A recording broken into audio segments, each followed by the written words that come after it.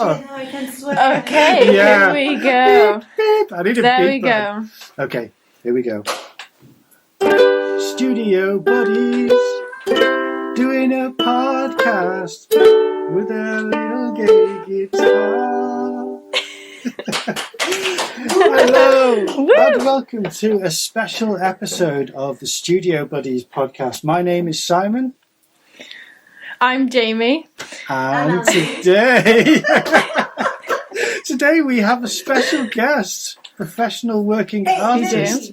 Yeah, it's me with us, Andi Soto, or otherwise known as Andi Matcha, and we're going to be doing a bit of a conversation. I mean, we're going to do a little kind of interview, but we're not really interviewers, so we're going to be having a bit more of a conversation, but asking some important questions so that anyone out there who wants to know how the pros do it, we're going to be doing a bit of an interrogation or just an interview of Andi to find out. Oh, wow. So I think to start off, who are you, Andi? Like, who are you? What are you doing here? No, who am I? I'm just, I'm from your imagination. Fair enough, yeah. I'm an illustrator from Panama, and yeah, that's it. I'm an artist or something. Yeah. I draw all the time. Yeah. And I'm obsessed with sketching and doing lines and hair and flowers and skeletons and the whole memento mori thing. So yeah, basically that. Brilliant. Yes. And you've recently moved from Panama to Croatia, and this beautiful place. I did actually look it up. What's it called again? Oh, I can't believe my mind's gone blank. What's it called? Where you've moved to?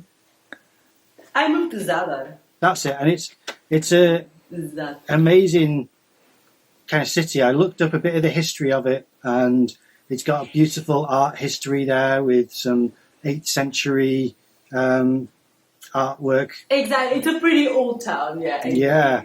It's very old. Yeah. It's very beautiful.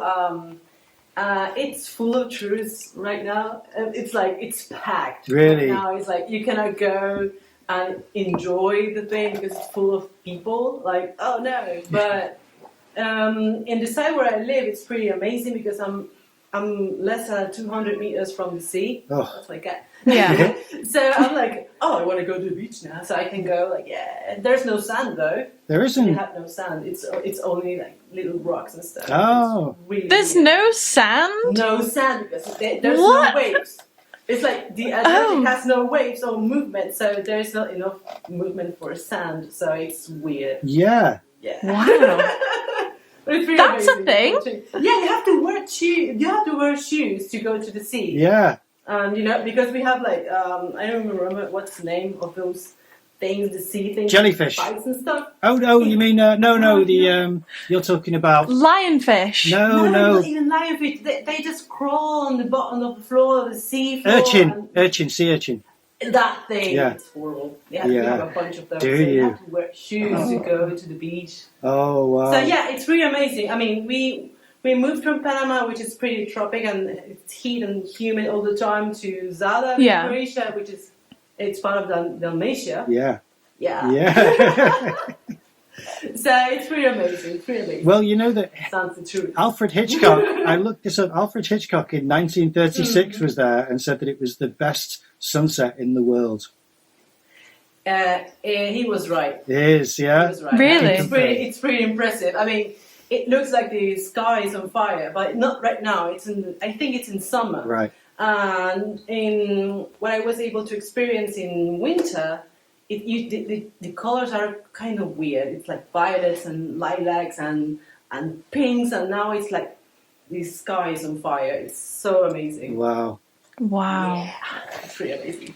I mean, you may have like amazing sunsets too. So okay, I'm looking. There you go. I mean, we live in the UK. It's all right, I guess. Yeah, and I'm by the coast. Like, I'm literally. It's so. I've heard the UK is pretty sunny.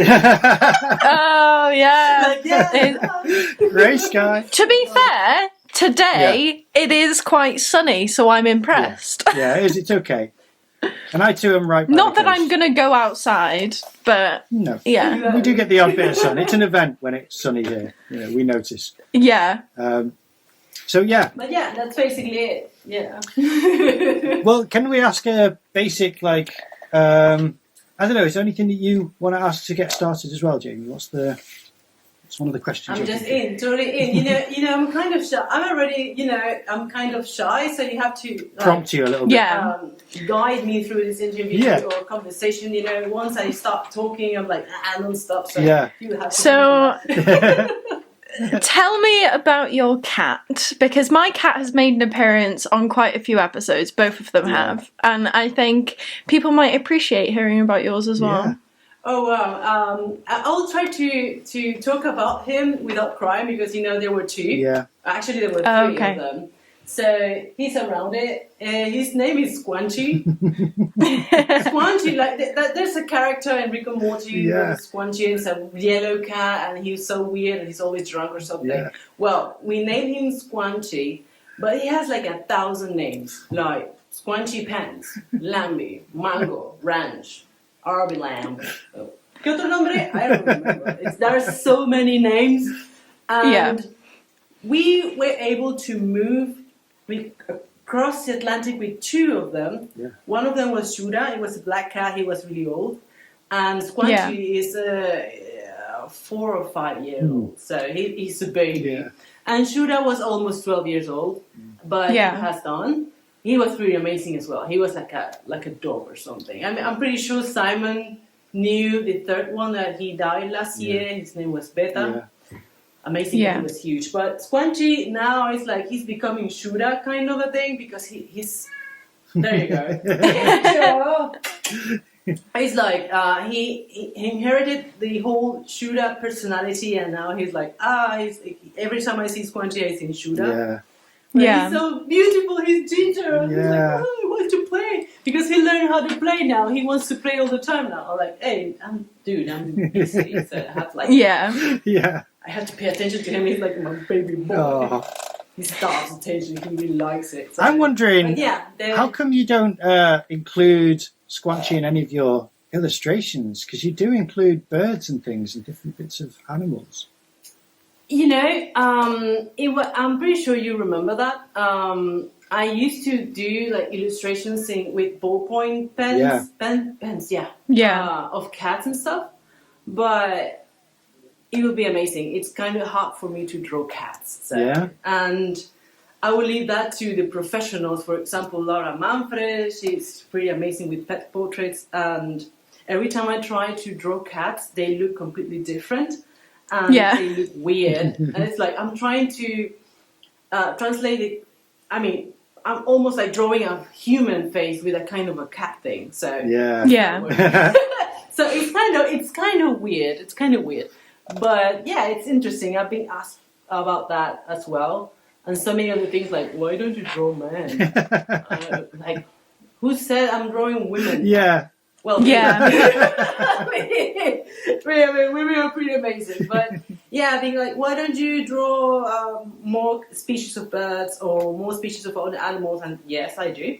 But sometimes when I do that, it's basically like commissions and stuff. But in my personal work, I prefer to explore different things like the same women. Yeah. Actually, I really like exploring anatomy, and the female anatomy is pretty amazing. So I'm not saying that men's is boring. No, I agree. But the curves and how we flow in it. Absolutely. No, I do agree. I agree.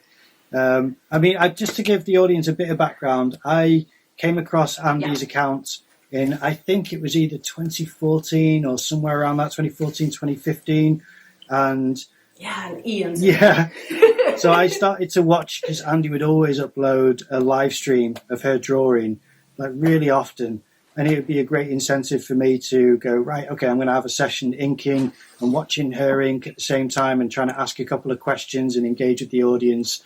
So that's how I got to know Andi, just through a bit of chatter, because she'd be really good at watching her chat at the same time as doing the work, which I think is still a magic trick. I don't know how you did that. Just like what I'm trying to do. Well, actually, it's simple. It's simple. It's basically like I have really good pulse in both hands, and people were like, how do you hold your phone and read and draw at the same time? It's like, well, I can do that. Maybe that's my superpower because I cannot even chew bubble gum and walk at the same time. Probably less. But yeah, it's kind of I don't even know how I do that. Maybe I was prepared for that for my entire life. I didn't know. But I really liked showing people what I was doing. Not sure why. Oh, you know why. But I really enjoyed sharing with people. Actually, like, oh, so I met this Simon guy. Like, he was always there. Like, how is it possible that he's in North Wales or something, or in the UK, or maybe where is he? So that's why I started asking, like, where you come from? And it's like, he's always there. And that's amazing because I know Simon from eons ago now. For me, I don't even say like I know him from 2014. Like no, I know him from my entire life. Yeah. My entire internet life. So it's basically like that. And yeah, I don't do that anymore. Not so often, actually. Well, I'm relieved because if I missed one of your live streams, I think I'd be devastated to know that you've been doing live streams and I've not been there to go, hi, Andy, how's it going? There you go, Simon. I was always like, kind of like, am I saying it right? Because his name is Simon Says. Yeah. Simon. I used to say Simon Says. Yeah. Like Simon Says. Like Simon. Yeah. Like your name in Spanish. Like Simon. There's Simon. That's kind of cute, though. I like that. And then I realized that, oh, it's Simon Says. Yeah. My head was like, oh shit, that's great. Yeah. So basically that there's a couple of them more, but I don't remember right now. But one of them was Simon. Another one was Irma. She's from New Mexico. And like she's always there. I don't know how she does that. But she's always there. Like, oh, Irma, you're here. I mean, the last time I did a live session, it was almost like 5 a.m. in America. And she was there. I was like, how do you? What are you doing here? Must be just just a notification. So I get like really just get notified. Andy's live streaming. Wake up! Like, oh no, I get it. And it's very exciting for me. It's like that's my tribe. That's my crew. That's the same people. Like yes, they're here.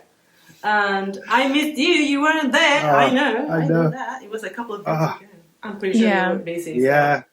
But I don't frequent Instagram as often as I used to now. I think my time is pulled in different directions. But if I ever am on there and you're live streaming, you believe that I will be joining. You know that. Exactly. It has happened. It's the same for me. I mean, I used to be like very, very excited to be on Instagram. Like, this is new. It's a new platform. It's amazing. All these amazing people. And now it's like, it feels different. It is different. Yeah. I enjoy it anyways. But it's a different thing now. So, but not in a bad way, but Instagram, what you're doing with us artists. Okay. All right. So I think a good next question, because we're kind of still in like the introducing stage. How did you actually start like your art journey? Where did it kind of stem from? This will sound a little bit. Put you on the spot there. A little bit cliche. I used to work at Dell. Yeah. Dell Corporation. I used to sell like printers and monitors and whatever and ink cartridges. And I always like to draw. I was always like working with my phone, like, "Hi, welcome to Dell. Like, thank you for calling Dell." Blah blah blah. And I would be like just sketching stuff on my desk, like when I was like trying to concentrate. That's weird. I was trying to concentrate on the phone while drawing. Sounds familiar. This is where it comes from. This is where it all originates. Kinda. I used to do that. I kind of did the same thing in college, but not as I don't know, as a Dell. I mean, Dell was a pretty awesome place in the beginning, and then I started like getting really, really tired of it. So it was getting boring. Yeah. I mean, it was good money. It's the same thing with the 8 to 5 kind of jobs, and you get your money, but then your life it's boring. Yeah. And one day I was like, what happens if I sketch and share it to the world? I had experience with DeviantArt. I had experience with MySpace. And I was like, why not try Instagram? I used to think like Instagram is only for foodies. That's like, it, yeah. I remember I was that. like, why? Yeah. Why should I join Instagram and share my stuff? I don't even take pictures of food. Now I do. Yeah. Now I do. I'm always sharing, but I was in a corporate job for almost 10 years, and then one day I woke up in the morning crying like, I hate this, and I don't want to be a call center slave for the rest of my life, even though I did very good. Yeah. I did very, very good. I was a amazing salesman, saleswoman. And one day I woke up, it was a weekend, my husband, boyfriend at the time, I was like, dude, I cannot do this. I have to stop. I cannot do this. And he was like, if you do it, I'll be there for you. Like, yes. And I just resigned. I quit. And my managers were like, what? You cannot leave us. Like, yeah, I'm leaving. And it was a really tough first year because I went back to Dell. Did you? Like 2 years later. Yeah. And I had to go back because, I mean, money wasn't that good as an artist. And I was doing my best, but it wasn't the right time. Yeah. So I did it again. I worked for Dell for 2 or 3 years, but then I started to do the illustration and sketching thing more seriously, and I had my Instagram, and I'm not sure why I started getting noticed from everybody. Like, ooh, who's this girl that draws hair? Like, she's mad. Like, what's wrong with her? And people liked it. Yeah. People liked it, and I started getting, like, galleries started contacting me. The first time, I was, like, writing galleries, like, hey, this is me. I'm an artist. And we were like, who are you? Where do you go? Like, what are you doing here? And what are you doing here? Because it's the American accent. And I was like, yeah, I'm just started. Like, no, thank you. And some of the galleries will say like, oh, I won't write to you. And then when I was at Dell for the second time, they were like, galleries started contacting me. Wow. And I was like, oh, beep. Oh, wow. So now you're the same people. The same people that rejected me the first times started contacting me directly. I was like, oh, wow, what's happening? Yeah. And then the followers counting started like rising, like, what is going on? I don't understand. I'm just drawing every day. And I'm always online. And I'm always doing lives. And apparently that was the formula that worked. And I was able to work for bigger companies, even Mercedes-Benz in Panama. So I was like, oh wow, Fashion Week, Mercedes-Benz, and so many other customers. And then once again, I was like, this Dell thing is not for me. I started the same process, like maybe I should just quit my job. And I did, but this time it worked because I started working with a gallery already in New York. And then I got this with this amazing magazine. It's Beautiful Bizarre magazine, and they were like, "We like your job, we like what you're doing, and you're inspired." Like, oh wow, thank you. And then it just started like that, and I started getting commissions all the time. And finally, the reason why I don't go live and I don't post every day, it's because I have like almost zero time to sketch every day. I wanted to start again. Yeah.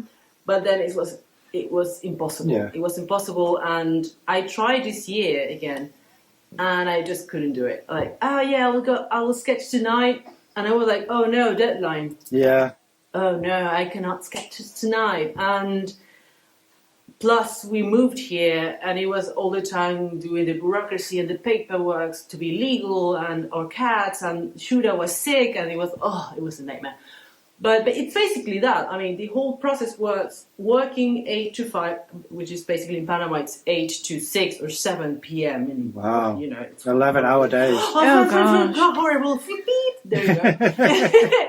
I'm so sorry, I swear. And it was like the whole thing. I tried to balance my life.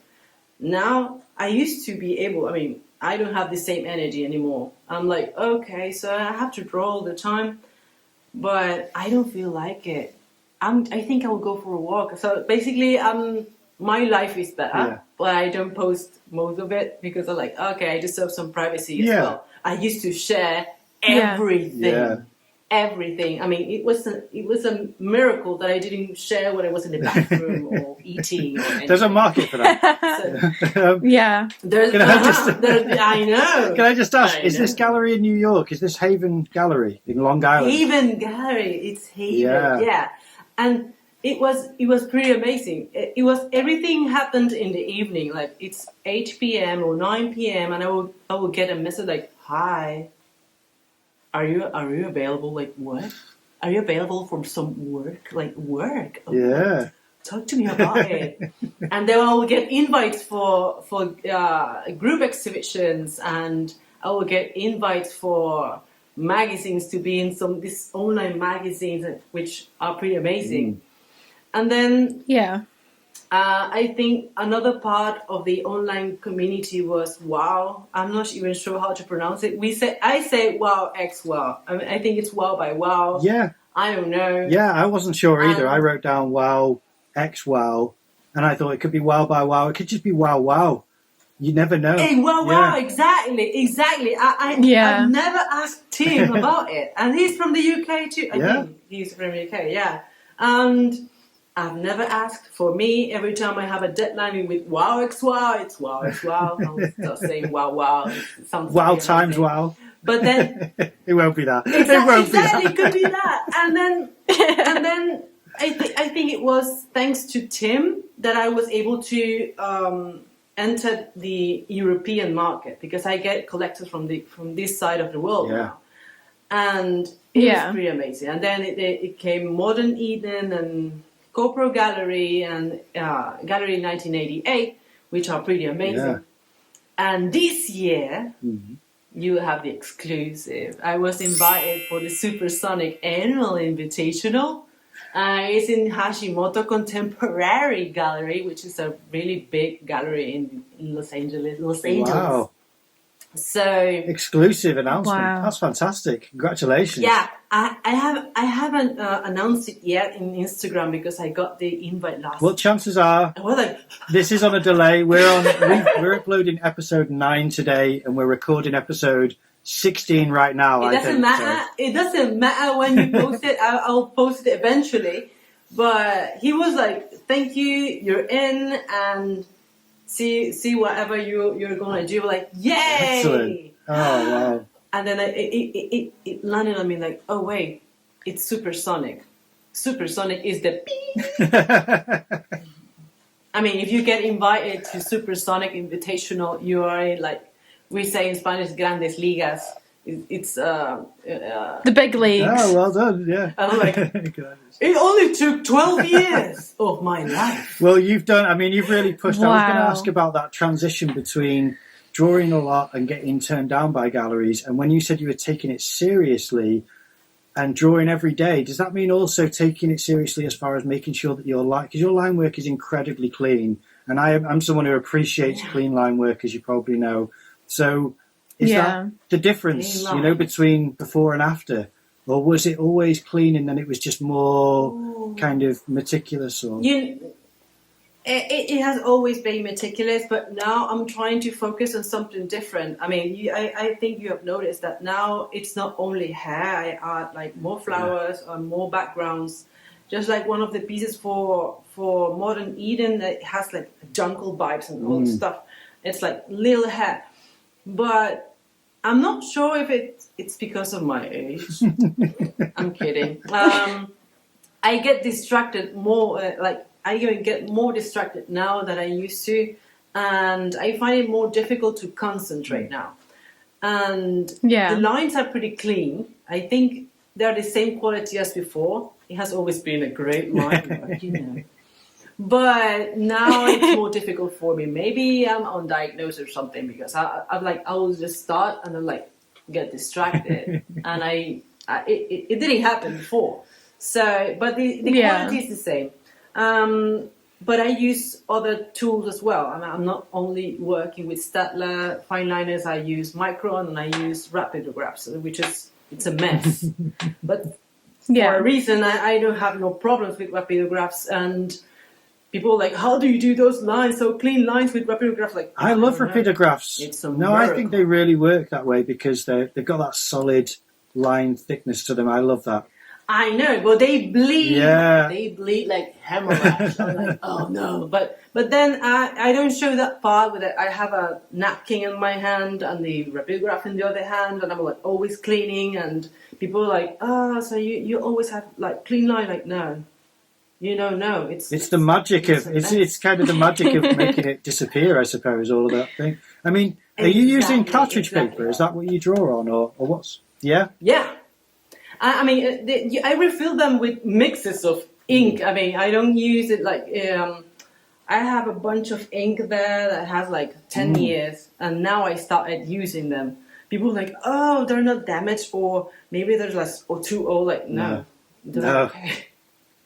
And they work. So what I do is just mix a bunch of ink. And when I run out of ink, I will just mix again, and the color is not the same. And I love when that happens. Oh gosh! Because exactly. Like I will get a maroon or something, and then it will get more red, and it doesn't look the same. But then you will see layers of different kinds of ink. Like, this is amazing! I didn't plan this. Yes! Chaos! I know, yeah, and it's pretty chaotic, but I really like it that way because you won't ever see the same result ever again. And I think that's the beauty of it. Absolutely. And people are like, oh no, that doesn't work like that. Like, yeah, it works for me. So no, that's a great thing. Yeah. So you kind of just like embracing that kind of chaos. Yeah, you have to embrace it. And some interesting stuff happens.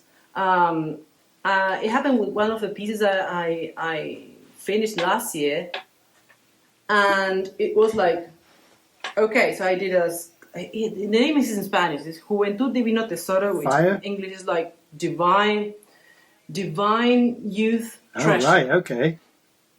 All right. So that drawing has like 3 different shades of red, and nobody knows but me. I'm like, there's so many reds.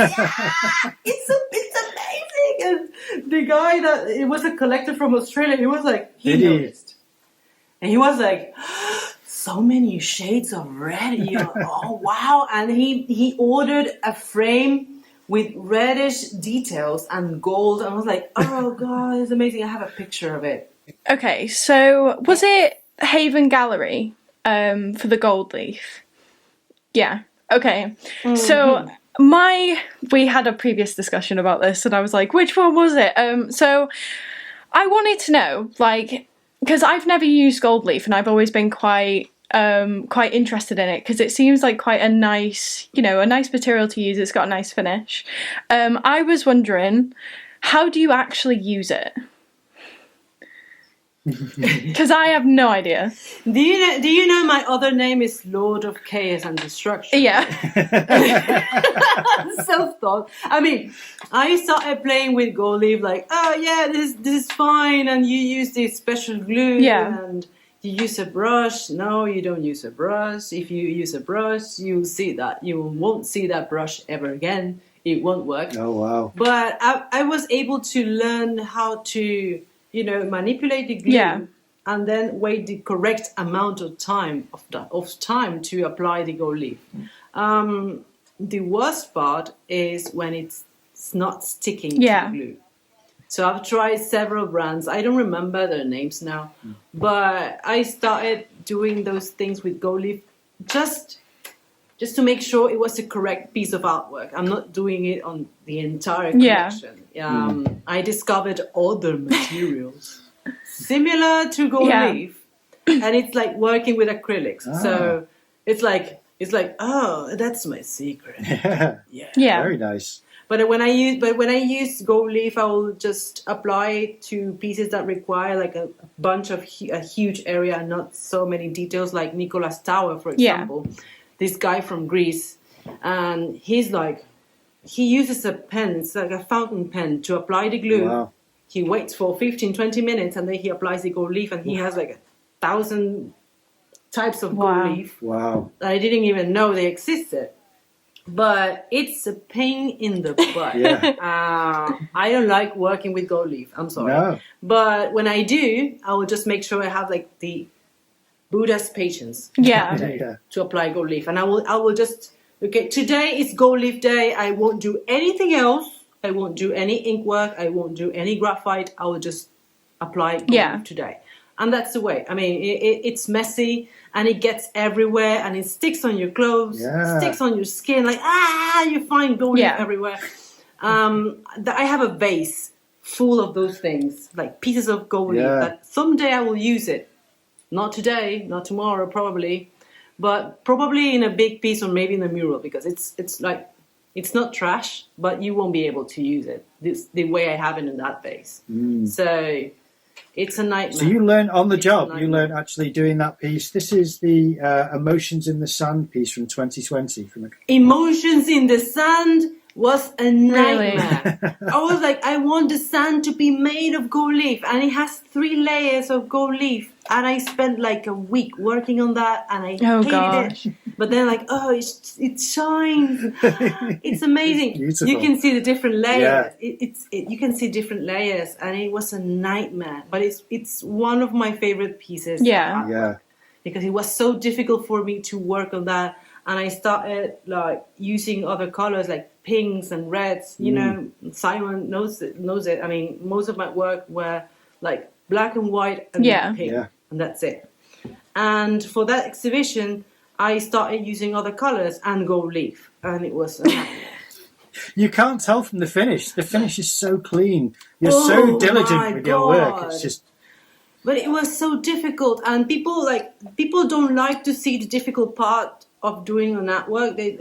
They're like, I like the result, but when I explain it, they were like, but it looks so easy. Like, it was a nightmare. It was everywhere. But I mean, it's more than the material itself. It's the patience that you have to work with that thing. And once you know how to work around the whole thing, like it gets everywhere and the glue is not the correct one, and the times that you have to just wait. You spend a lot of time waiting for the glue to be like sticky and not like, the correct stickiness. Yeah, they say icky, sticky, I don't remember. And then you apply it, and if you leave it too much, it will look weird. Wow. And if you clean it the wrong way and use the wrong brush, the gold will look like it has like scratch marks. Really? It's a nightmare. It's a nightmare. So you have to be very delicate with it. You have to use synthetic brushes and not the pieces of crap that I was using for brushes for gold leaf applications. So I learned on the job. Sounds very disciplined. Sounds incredibly disciplined. And stressful. But once you get a hold of it, it's like, I'm gonna use gold leaf all the time. No. But then I learned about all the materials that are quite similar. The results are not the same as gold leaf because gold leaf has this personality, and it has like it's amazing. Yeah. But then you can see these acrylics. There's a bunch of them. I discovered another brand here in Europe, and I was like, oh wow, this looks like actual gold leaf. So, wow, excellent. And it's super toxic. I'm kidding. It's like I wear it smells really bad.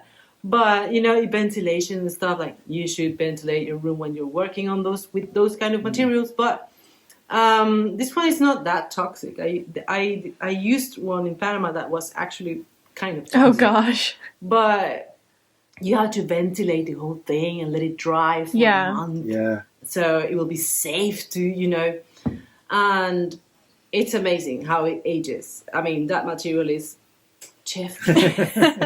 amazing. And it allows me to do like really small details. I mean, before using that, I had to learn how to do it with gold leaf. So I found myself like, now I can do those kind of details with gold leaf. Now I can move on to acrylics.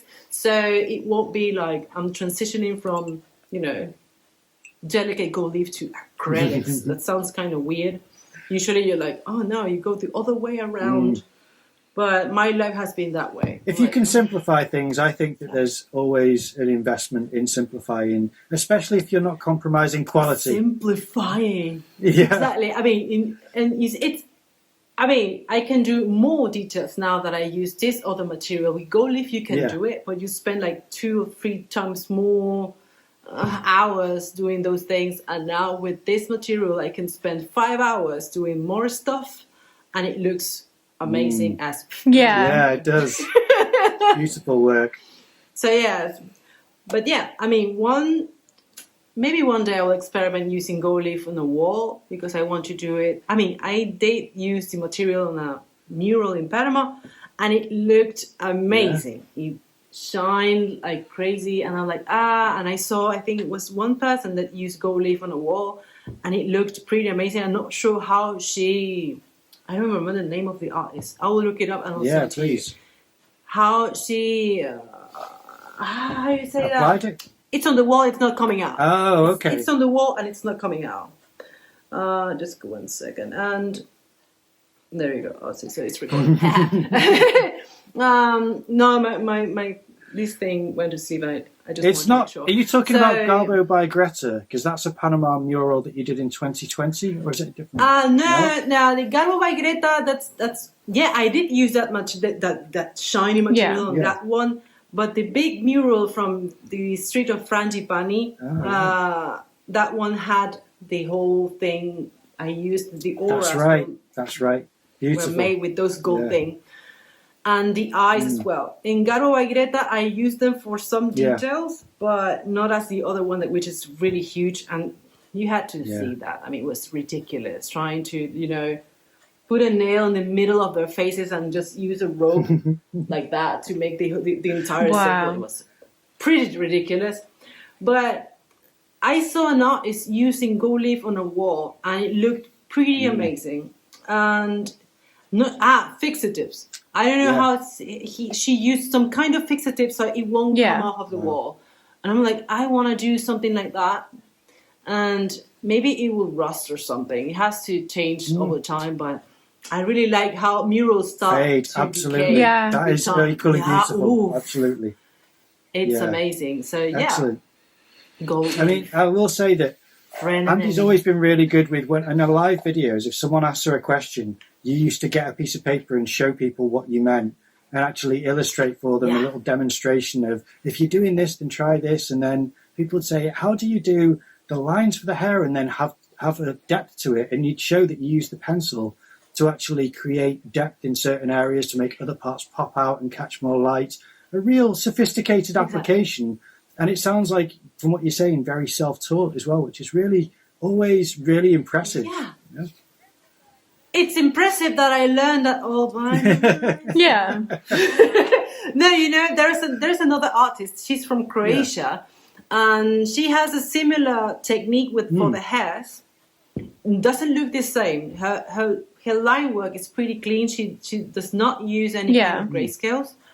But I saw her once make some shadows, not with graphite. She was using watercolors. And I was like, oh, so you can do the same. All right. So I did that once. It looked good, but it didn't look like an Andi Soto. So I was like, I will just go back to graphite. Yeah. And I really liked it. It looks like noise, like white noise. So I really like that. And I was like, with watercolors looks pretty good, but I prefer graphite. You've got a signature finish, haven't you? So it's recognizable when you see one of your pieces. And I think that's a beautiful kind of style to develop naturally, as opposed to trying to emulate someone else's work, which is easily done when you're such a fan of other people's work, as we all are.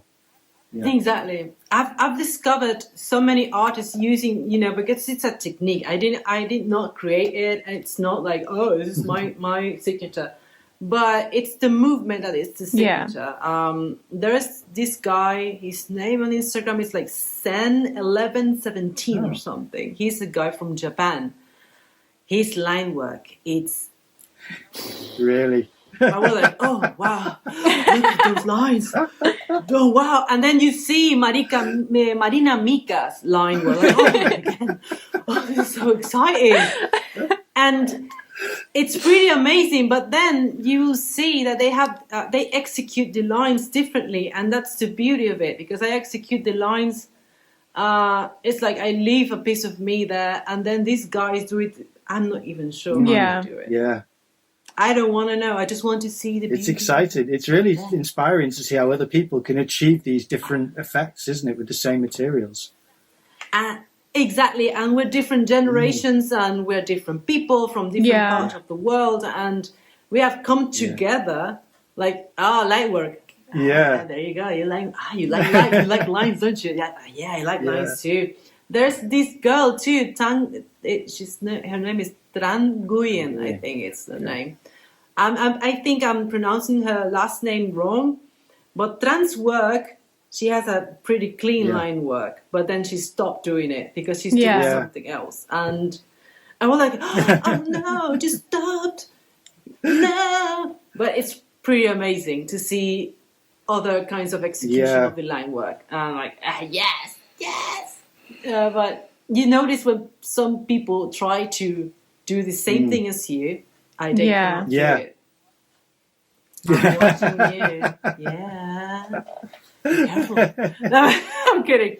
No, but I mean, it's pretty interesting. You can see when people trying to execute the same technique, and they try to do it the same way as you. But then you see, I encourage people to try to use the same technique, but with their own, themes and stuff. And you notice the difference, and that's why I like it. I'm like, okay, you can do the same hair as me, but try to do it your way. Yeah, exactly. It's pretty amazing. And they're like, I cannot do the same thing as you. Like, it's kind of like trying to put your own personality into it, isn't it? Instead of just replicating something, it's to have like your mark on it. Exactly, and there are like details. For example, there was this collector in Haven that I met, and this guy was like, "Oh, so you use 2 pens to do this?" Like, no, I use one. He thought I was using 2 pens simultaneously to get really? 2 lines. Because the uniformity of the distance. And I was like, so good at that. And 2 days ago, I saw a real somebody creating like a pen that does that. Cheat. I like, no, that's not the way. That's cheating. And there was like, so you thought I was using but you did. No. Like, no, I didn't. You'd have to mask off the shoulder blade and everything just to kind of pull it through. It's not even a life hack. Exactly, and I don't do a bunch of hairs. I do everyone, like every single strand of hair individually. He was like, no, it's not possible. It's not possible to do it that way. Yeah, it is. You're a physician. It's not. He's a physics or something. He's not physician. He's like mathematician and physics something. And he was like, no, it's impossible. Like, it is possible. That's hard to believe, especially with the chaos that is the wonderful energy of you, and then the steadiness of how you must be able to control those lines is just a beautiful juxtaposition of who you are and how you can do that incredible finish. Is great. Exactly. That's the thing, and there are so many hidden messages inside those hairs. I mean, in that particular occasion, on that exhibition, I did my signature over and over again. You will find it between the whole hairs. And they were like, no, like, my initials are everywhere. Like, no way. Like, I have to show you. Okay, I will show you. There's an A here. There's an A. So you will see A all around. And people are like, are you crazy? Are you out of your mind? No. So you cannot replicate that. So you will see my signature everywhere. And people will go crazy. Like, no, that's not possible. So, and then when I said that, people started noticing the A's inside the hairs. Like, I know they're there. Recording there. Yeah. What does this say? Okay. Let me. Have you got a question that you want to ask, Jamie? Because as you know, I'm just going to take over and start asking questions because I've got a couple here. So not even touched. We heard in little birdies somewhere. Not a conversation that we had with you. Definitely not. It wasn't you that told us before this. This is something that we heard from someone else. I'm getting nervous. It isn't basically. This is what we heard from you. Your work is being sent to the moon. Okay, how? Because I've thought about this since our last conversation. I still can't wrap my head around it. It's absolutely insane. So how? I know, and I'm not even prepared to answer your question. No, I'm kidding. The names of the mission is so complicated. I'm like, it's NASA slash and that's the name of the mission. Yeah. But I received the news via email. I saw some posts on Beautiful Bizarre magazine's Instagram account. I'm like, oh, that's cool. Yeah. But then they sent us an email like, hey, your work is gonna be inside that mission. Like, what? So I had to read actually read the entire thing to understand like what's going on. And then I found out that there's a bunch of issues of these magazines that will be inside of a kind of an archive. It's a digital archive. Yeah. That is going to the moon. The physical archive, I think it will be like a hard drive or something. It will be put into a vessel or something with a bunch of other stuff. Yeah. And it will travel physically to the south of the moon. I was like, okay. But I wanted to know which artworks are going to be there. And my work appears in 3 issues of the Beautiful Bizarre magazine. So it will be a bunch of my artworks there. Wow. And I'm like, fantastic. It's just a time capsule. Just a time capsule. Time capsule. So the aliens will find it like, oh, what is this? Just reading the magazine. Like, I'm glad that they left us some reading material. What is this? Yeah. But it's pretty amazing because one of the issues that will go there has an article of my path to creation of one of my favorite artworks of all times. And it's a protector. Yeah. It was an artwork that I did for, I think it was Copro Gallery or, no, I think it was Modern Evening. I don't even remember, you know. But it's, no, and in Malia, it was for Haven. See, I don't even remember all the stuff. So it's so much information. But I worked on that piece of artwork for months. And they did this article about the whole path to creation. Yeah. Of 0 to 100% completion, and that artwork is going to the moon. Did you have to give your consent for it? So could you literally just be like, actually, no, I don't want my work on the moon. Actually, not that you would. They asked Beautiful Bizarre. So they're like, I trust them. Like, yeah, do it. Yeah. Yeah. I will be on the moon. My work will be on the moon thanks to them. So I'm like, yeah. Of course. You go. I mean. So it was already agreed it's upon. An interesting question. It's an interesting question. Maybe other artists or somebody will be like, no, I don't want to go to the moon.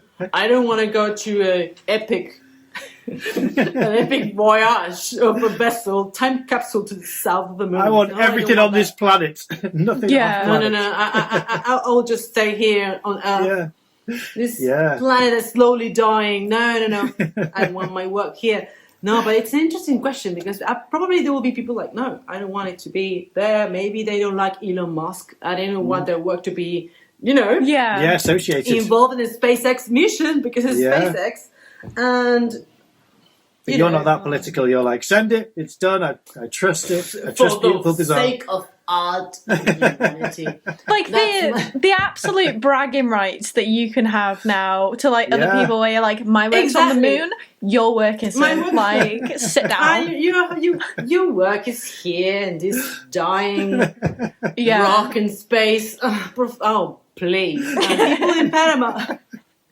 I published it on Twitter and people were like, the first Panamanian on the moon, like, no, I am not going there. My work, along with other people's work, is going to the moon. The first Panamanian in the moon, like, no. You should just tell them that you are, and when they try and find you, be like, sorry, I'm on the moon. The same way, if I ever have children, I will tell them, like, I was a pirate, that's why I have so many tattoos. So I will tell them, like, no, what are those, Mom? Like, I'm a pirate, so in Panama, I will just let them think that I'm an astronaut. A space pirate. Be there. Yeah.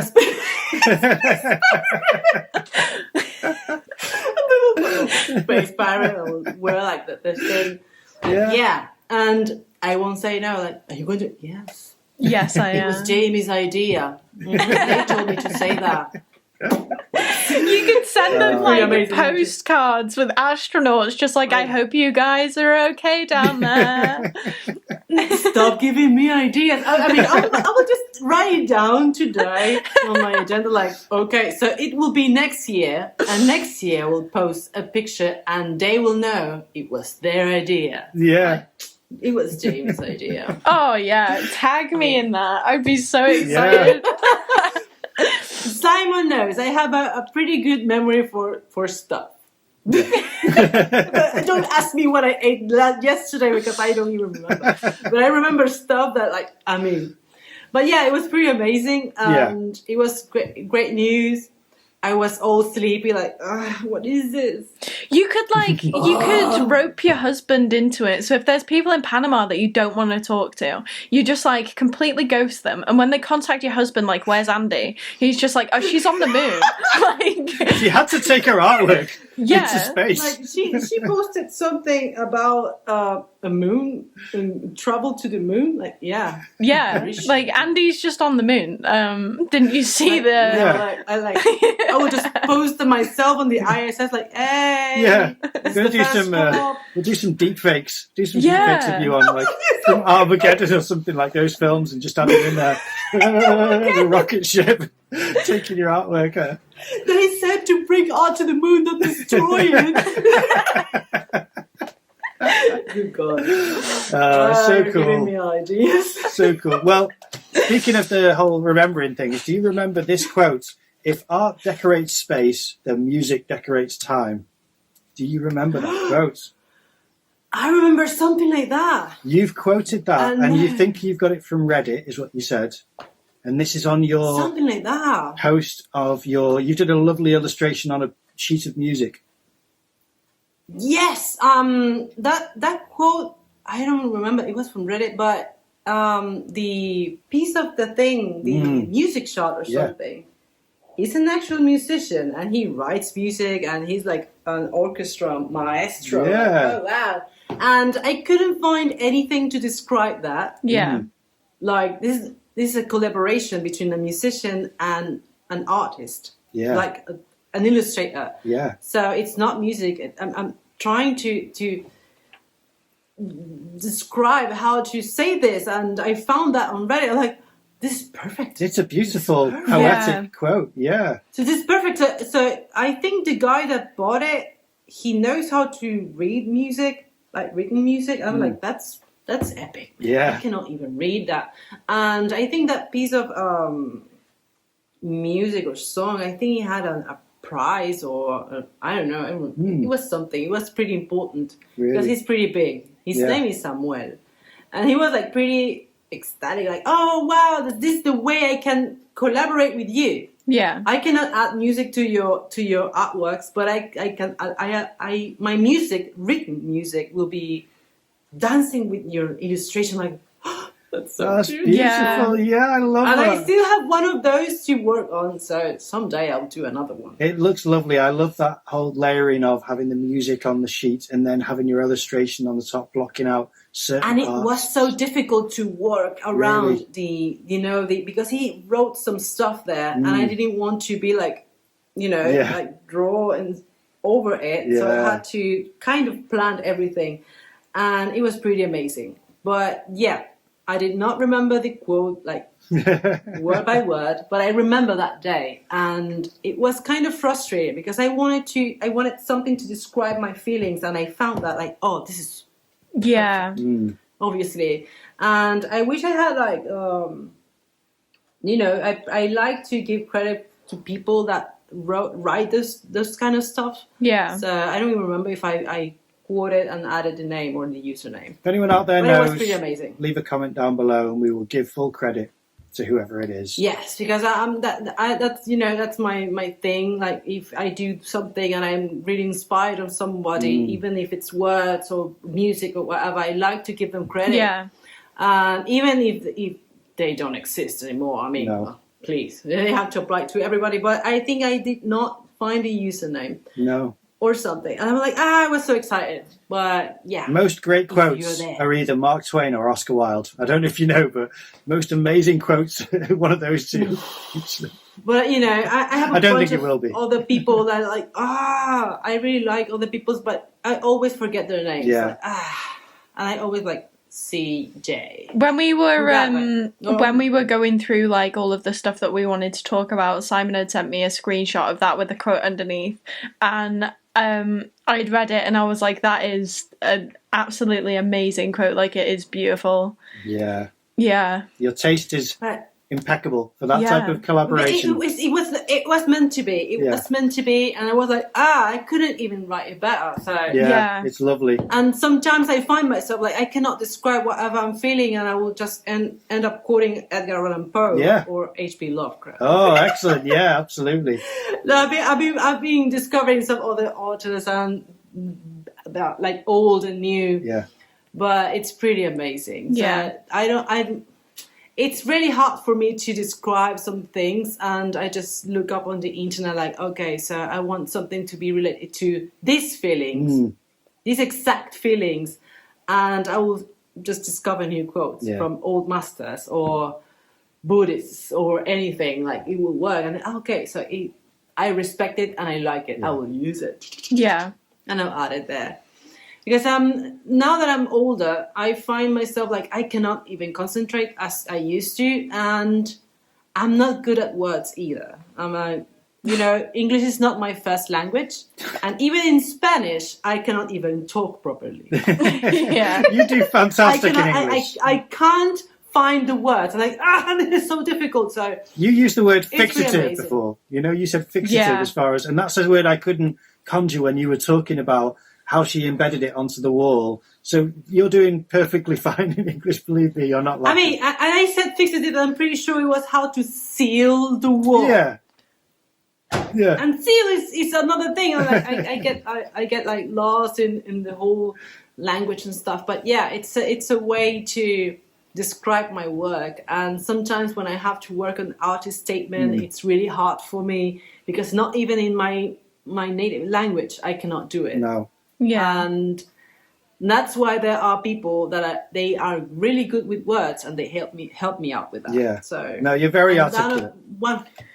So Natalia Horuk, she's one of the I think she's an editor and writer in Beautiful Bizarre. All right. She's a magician with words. She's amazing. Yeah. I don't even know. See, but like, she's a magician with words, but you're a magician with images. So you both have, You do seem to have that touch, where you've gone from black and white, where I first started following you, and you'd use bits of coloured pencils for the knuckles and for the fingertips, and obviously you'd use graphite for the depth of the hair, but It was just like notes of colours. Yeah, and then it exploded with these big green leaves, and you had all this colour just introduced, and then you had blue and all kinds of things. So I was really excited to see how well you could incorporate delicate tonal application and different hues into your work, because it's very vibrant into what was monochromatic, which is not easily done.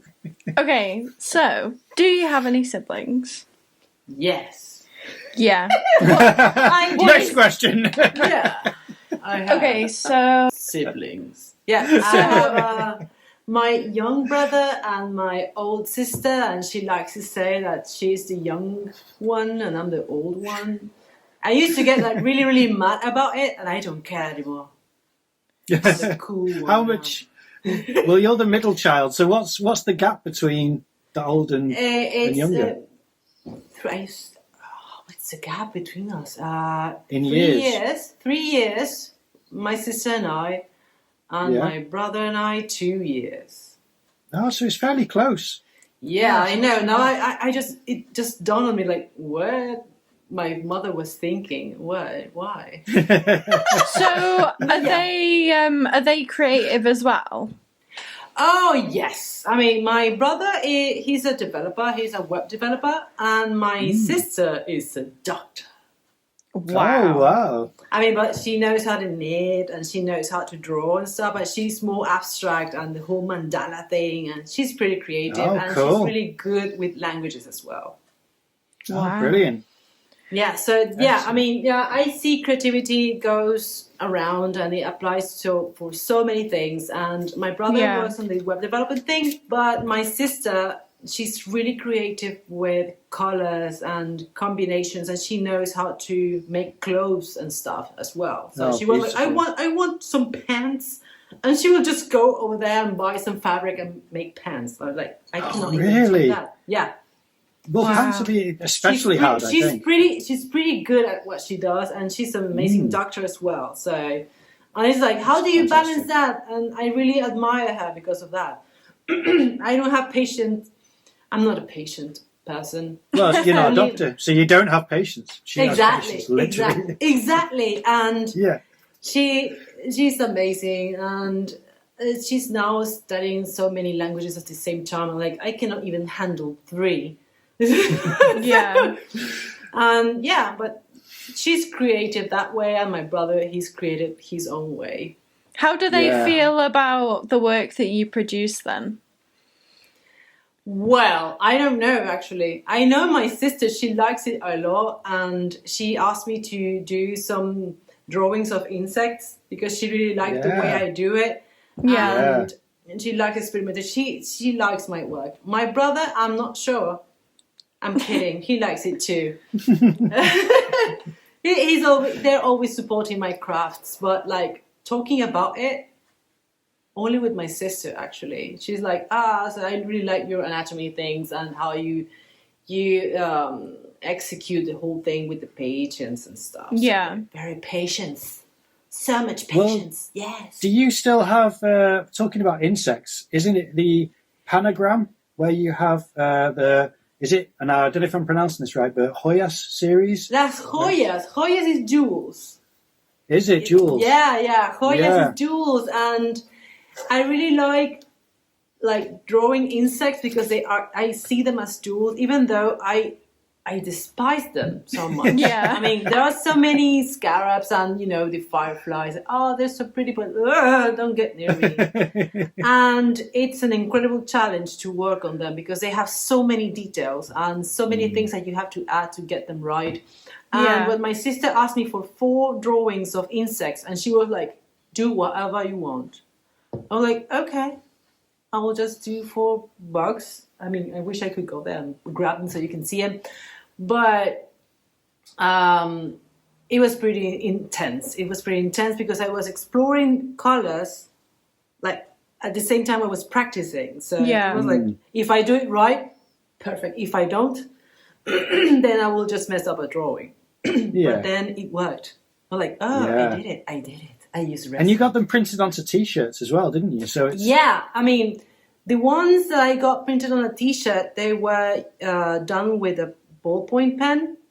Really? And it was pretty amazing. And the original they stayed in Panama, but the guy that bought it was in Germany. So he had to wait for a year before he saw it. I was like, it was a very interesting choice of material, but I really liked the way it looked. So, if you're doing a limited edition, you better use something that's limited.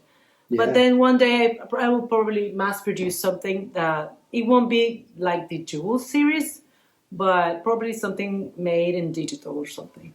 Because you're making coasters and things at the moment, aren't you? Coasters? It's for a show in Portland for Nucleus, Gallery Nucleus. Oh, beautiful. Yeah, we all the artists, we receive coasters as blank canvases to work on. Yeah. And that's why it's called Salud.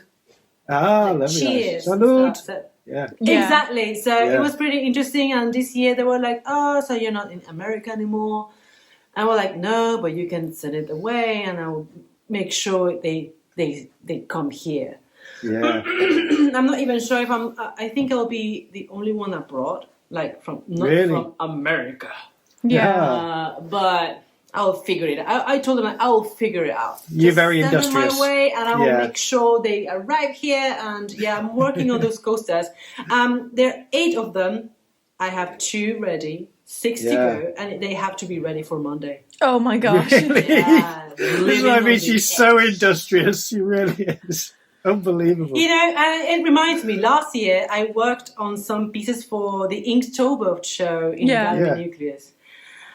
And they got lost in transit. No. Oh, no. And it was 6 of them. And I was like, okay, so I just shipped them on time. Yeah. They're on their way. And they just like, the status is not changing.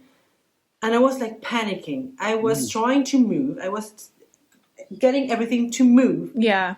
and the paintings got lost in transit. And I was like, oh no, when is the show? It's next week. And I told them, like, just hold on. Hold on. Give me 2 days. It'll be Inkvember. 2 days. And I made a bunch of new artworks for them in ink. Like, I'm so sorry, Stella. I won't be able to be on the show, but I could try to have something ready. Yeah. And I did. Just shows you, doesn't it? That is what you've got to do to be a professional working artist. Yeah. So yeah, I'm living on the edge again. So, and sometimes I feel like I have to learn how to say no. Yeah. But I get so excited because I get to work with this amazing group of people, and the guys from Gallery Nucleus in Portland, they're so amazing, and I didn't want to lose the chance to work with them again. So I'm like, send them coasters. I will make sure they arrive here in Croatia, and I'll make sure I can send them to you, and it will get there in 5 days, I'm pretty sure. And they were like, are you sure? Yes, I'm sure. I mean, how do you find myself come up with 6 additional designs by Monday? 6 artworks. Yeah. It's 4 by 4 inches. I mean, it's not that big. But it's not. But you don't lack detail. It doesn't matter how much you scale it down. You pack the detail in. Yeah. I know. So I've been like sketching on my head. Like, I already have an idea of what I'm going to do. The only thing I have to do now is execute. Yeah. You think I'm crazy like this girl. I feel so grateful that you've actually taken the time to talk to us then, because you've got so much to do. Yeah. I mean, today I had some other stuff to do. I have to go to the post office, and then I was like, I want to stop for fries. You will see. I mean, I posted some stories on Instagram, like, I was just walking around, like, I had to do 6 artworks this weekend, so I will just enjoy myself now. Yeah, that's why I thought, right, I'm going to Google You'll see me crying tomorrow, like. That'll be your stories. just crying. You will see. I'm like, no, like tomorrow, like. Why am I like this? Why? No, actually, I really enjoy. I mean, it's weird. I do know how to work under pressure. Yeah. I hated it in Adele. I hated it. Like, you have to work under pressure. Like, yeah. But then I find myself like, you have to execute 6 illustrations this weekend, and you have to finish them before the deadline. I'm like, I will be able to do it. Do you have a choice? Yes, but I prefer to work this way sometimes. But it's a good stress. It's not like I'm going like I'm crazy, but usually my brain works that way sometimes. That's brilliant. Like, I need pressure. I need pressure to do some stuff. So So right now I was like kind of nervous to be like talking to you guys, but then like, oh, this is like therapy. This is amazing. Yeah. Oh, I'm so glad. It's so nice. Yeah. No, but it's special. I mean, I have a weird special relationship with my work. Like, if I'm under pressure, you can see it. And the artwork that I finished yesterday, the deadline was 2 days ago. Yeah. And the guy was like, oh, you again. Is this the one with the brown wings? Wow. You did the angel. Beautiful. Absolutely amazing work. Yeah. It killed me. It was killing me. It was killing me. But I really enjoyed the finished product, and I was like, I'll make it worthwhile. Please allow me one day. I thought, you have until next Tuesday. No, I only need 1 day. Yeah. I took 2, and it was like, thank you for delivering on time. Like, oh God, it was Tim. Tim is an angel. Yeah. He's amazing. Because some people are like, oh, you again, asking for extension. He has the patience of a mother. But that's one of the tricks of being an artist. You have to work with deadlines, and sometimes you have to learn how to say no. But since it is my livelihood, and if you don't sell, you cannot put food on the table. No, actually, it's that, and probably one day I'll be able to say no. But I enjoy it too much. I enjoy the pressure and the stress. Probably one day I'll be able to say no. That is a good lesson for anyone. But like, anyone who wants to make it as an artist should learn from that. That is, you don't say no very often. You take what you can. And Exactly. Yeah. It's not easy. No. This lifestyle is not easy. Lifestyle. It's not a lifestyle. It's a way of life. Yeah. If you want to be an artist full time, you have to sacrifice so many things, and one of them is saying no. It's kind of it doesn't happen so often. Like you saying said. no is a no. But you are kind Exactly. of, you've been doing professional level work for a lot of years, many years, and yet you still do favours for free, which just shows that is getting yourself out there in order to expand the network and get more opportunities, which you may not have had. Exactly. I have so many stories. One of them is pretty special for me because it involves somebody that is not around anymore. And it was one of those things. I mean, he asked me, like, I really liked this artwork of the hands. It was made of hair, and the whole it was a string of destiny or something. It was the line work in red and black. And he was like, I really liked it, but I don't have any money. But I promise you, I will buy something from you. Like, no, you don't have to buy anything. Do you like it? I will just send it your way. I sent it his way, and it got there. He was in New York at the time, and he received it, and he was ecstatic, like, "Oh God, you didn't know, but I will just tell you, you saved my life." And he kept talking about that specific artwork and my relationship with him, which wasn't, it was another stranger on the internet. Yeah. But every time he wrote, I wrote him back, and then he just disappeared for a couple of months until somebody called me on Facebook. Because she found my artist page on Facebook, and she's like, you have to know what happened. Like, what? I'm a friend of Christopher. And obviously my heart went to the floor. Like, I know exactly what happened. Like, no, he's not around anymore. I'm like, oh God. Like, why? I mean, and it was bittersweet because she was like, until the last day, he was like, I have a friend, a very special friend. Her name is Andi, and she sent me some free illustrations. She never charged me, and she's really special. And someday I will buy a bunch of stuff from her. And he said it until the very, very end. I was like, oh God! But thank you for letting me know. Yeah. And it's been 5 years already. Wow. Yeah. And every time, it's not like, sometimes you just have to do it. You don't have to be thinking about money all the time. I mean, if it represents something important for somebody, just do it. I mean, I'm like, okay, I will do it because he's asking me, and he's genuine, Yeah. And he was really, really nice. There are other people, like, they received gifts from me, and they were like, how did you do that? Why not? Yeah. We had limited time in this earth to be like charging all the time. I mean, I won't be a millionaire just because I didn't charge you for one artwork. Yeah. Yeah. That's the way I think. It's the same with time. It's the same with meeting with other people. It's the same if I want to teach you something, if I want to share some information with you. It's the same. Same with artworks. I mean, there's another case, but, time. Okay, so this will be like a small story, like story time. Yeah. Okay, so before I was an illustrator, I worked as an animator for a short time when I was in college, and I really liked the idea of doing the whole movement thing, and it's basically that I'm trying to emulate the natural movement of arms, and the references I use, it's mainly myself. And obviously I will get in these weird poses just to get the arms right, because I wanted to do this kind of movements. And it will be 3 frames of movements, and including the hands.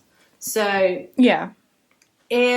some people have noticed that, like, hey, the artworks move.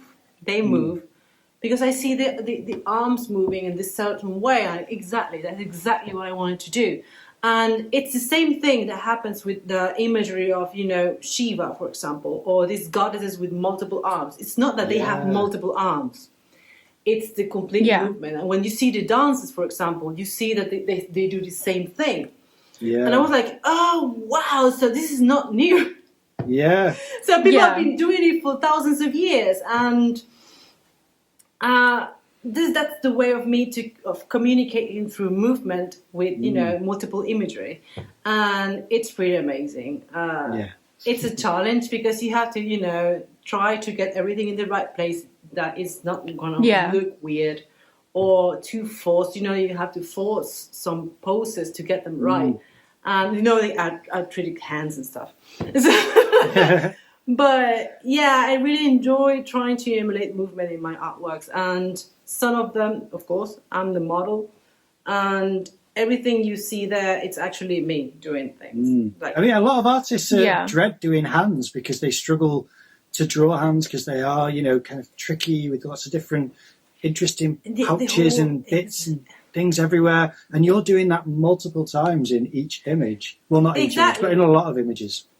Yeah. Exactly, and it took a while. I mean, you have to practice a lot, and then you find yourself that when you draw your hands, you draw your hands. In my case, I draw my hands. That's the ones I know. I can use references of other people's hands, and they just don't work. I cannot do that. I can't. I have to take pictures of my own hands to make it work. Yeah. And maybe that's kind of the essence of it. Everything you see there are my own hands with like really long nails. Yeah. And now obviously I have to cut them because I cannot draw and do all these things with long nails. I know people that can do that. Really? Andi Soto, she's able to do it with these long nails. Wow. Yeah. And she's like, that's pretty amazing. I wish I could do that. But that's like a performance art, doing it with long nails. And the way I grab the pencils and pens, it's really weird. So I won't be like stabbing myself with the nails. But yeah, it's movement.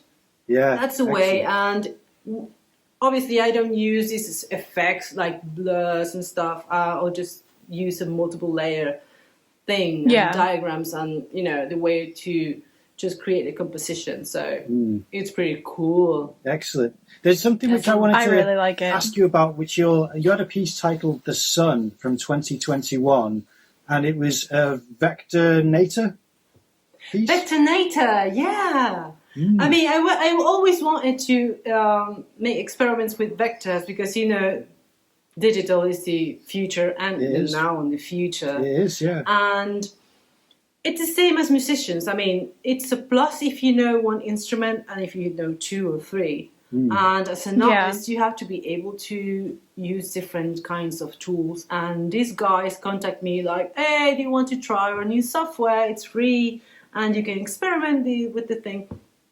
And obviously I was like going crazy because with my work as an animator, I don't use so many details when I work with, digital art. So I was freaking out, like, yes, just bring it. Just bring it. And it was pretty amazing. And they allowed me to do whatever I wanted. They only gave me a subject like, it has to be a space. Like, space, yes, I'm going to add a girl. Yeah. In space. Yeah. So it was pretty amazing. And, the whole workflow, it's kind of a totally different thing. But I had experiences with other digital works. But vectors themselves, I mean, I hate Illustrator. But someday I will learn how to use it. And Vectornator is pretty easy to use. Really? And it's user-friendly. Yeah. It's user-friendly, yeah. And you have so many effects that you can use. And you can learn. I learned how to use it in like 2 hours. So I highly recommend it. I mean, for anyone... that girl in space could secretly be you when you go there. Oh, yeah. Exactly. I mean, my hands are already turning white, so... Perusing your magazine on the moon. For anyone who doesn't know at home, I just want to clarify, in case anyone's watching going, what is a vector? A vector is a digital image that can be stretched to the size of a skyscraper and not pixelate, because it's a mathematical 1 or 0 where it just kind of decides to... Am I defining that accurately, Andy, as far as you're aware? So that it sort of doesn't pixelate, doesn't matter how big it is blown up. Exactly. I mean, you can go. There is no limits. I mean, it's mathematics, and everything you do, it's based on curves.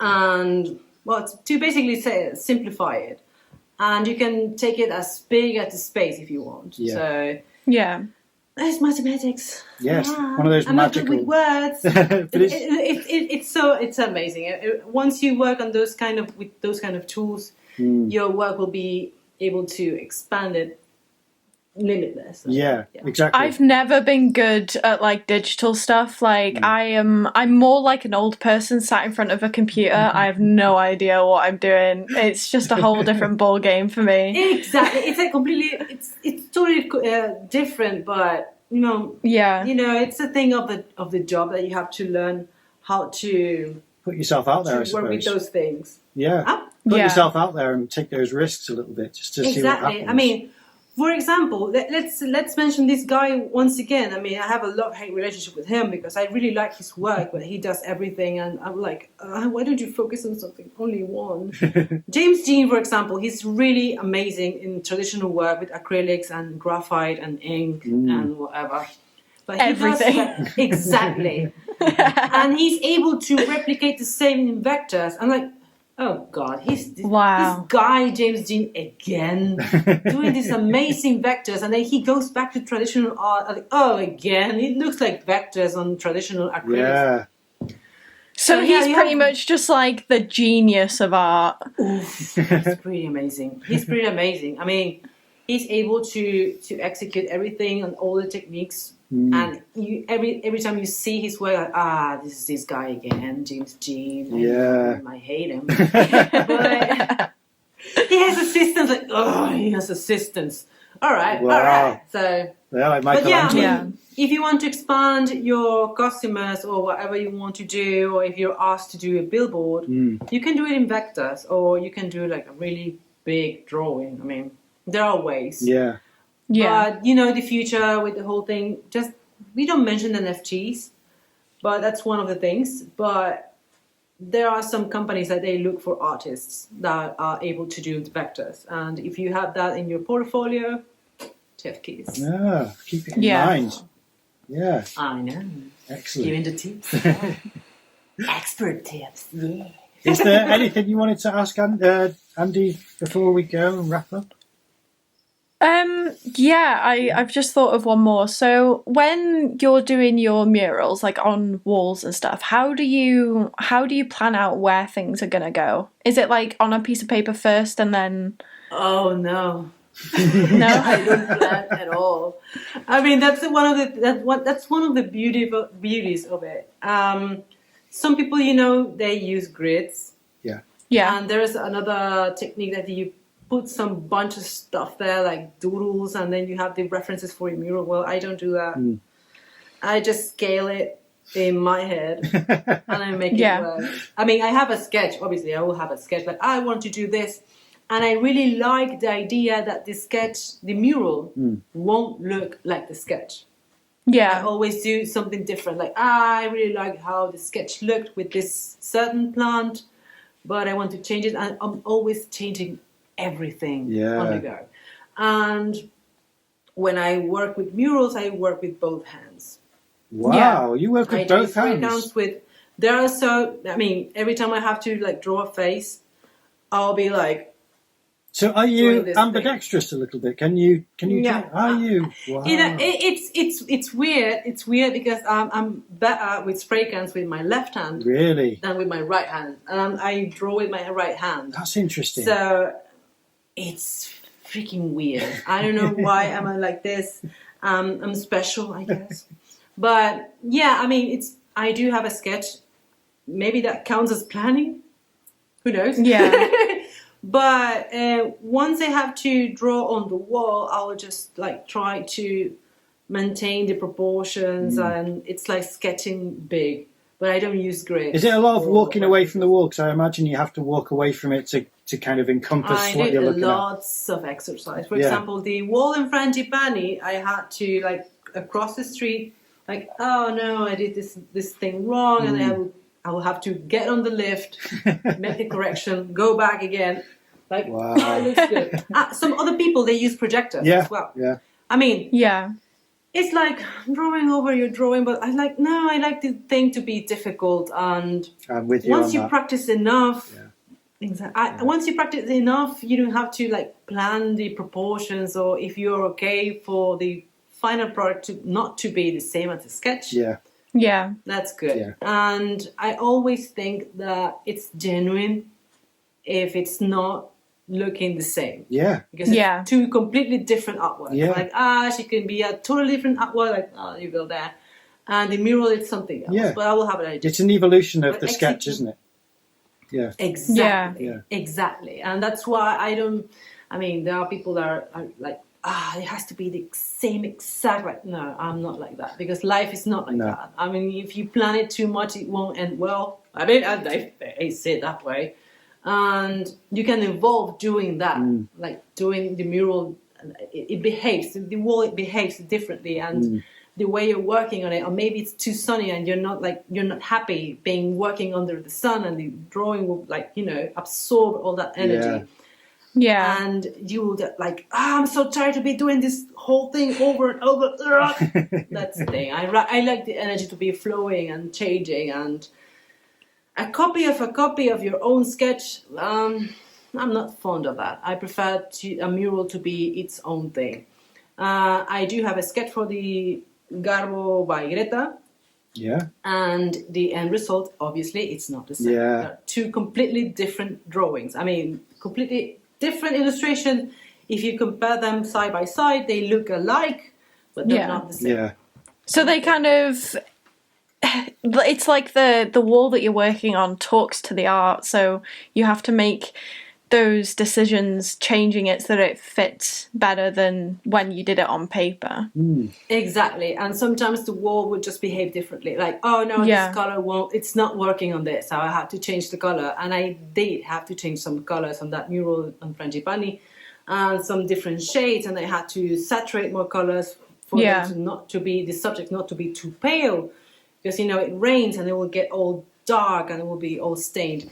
And okay, so if I'm gonna see my mural get stains, I will use some more saturated skin colors. And now you have to see that mural. It's amazing. Wow. It has black stains, and it looks like it was kind of a plan. Yeah. And I really like it that way, because it means that the wall is absorbing the whole thing. It's becoming one now. So it's been a couple of years, and it looks better than it was when it was new, brand new. I love it. Yeah. Yeah. Amazing. Well, Yeah. I think unfortunately we're going to have to wrap it up there. I could talk to you all day and all week, but you have work to do. So thank you so much. I will consider It was amazing one to of share our with you so many things. official Ukulele concert. studio buddies doing a podcast with their little gay guitar. Thanks Thank for you watching, so everyone. much. Thank you, to our first special guests. Bye.